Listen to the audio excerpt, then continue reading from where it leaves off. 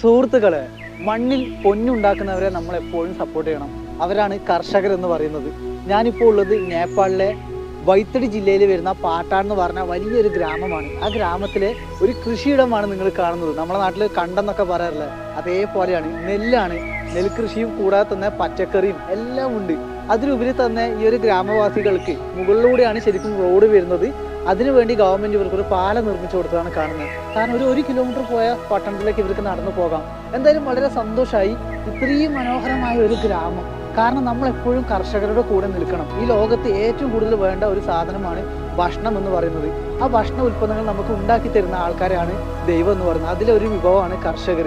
എന്തായാലും നേപ്പാളിൽ ഇത്രയും വലിയ പർവ്വതം ഏരിയകൾക്കിടയിൽ അതൊരു ചെറിയൊരു ഗ്രാമം എന്ന് പറയാം. പർവ്വതത്തിനുള്ളിൽ സ്ഥിതി ചെയ്യുന്ന ഈ ഒരു ഗ്രാമത്തിൽ ഇങ്ങനെ പൊന്നുണ്ടാക്കിയ ആൾക്കാരെയാണ് ഞാൻ കർഷകർ എന്ന് പറയുന്നത്. അവരുടെ കൂടെ സപ്പോർട്ട് ചെയ്യണമെന്ന് പറയുന്നത്. കൂടുതൽ കാഴ്ചകൾ ഞാൻ എൻ്റെ ചാനലിൽ കൊണ്ടുവരാം.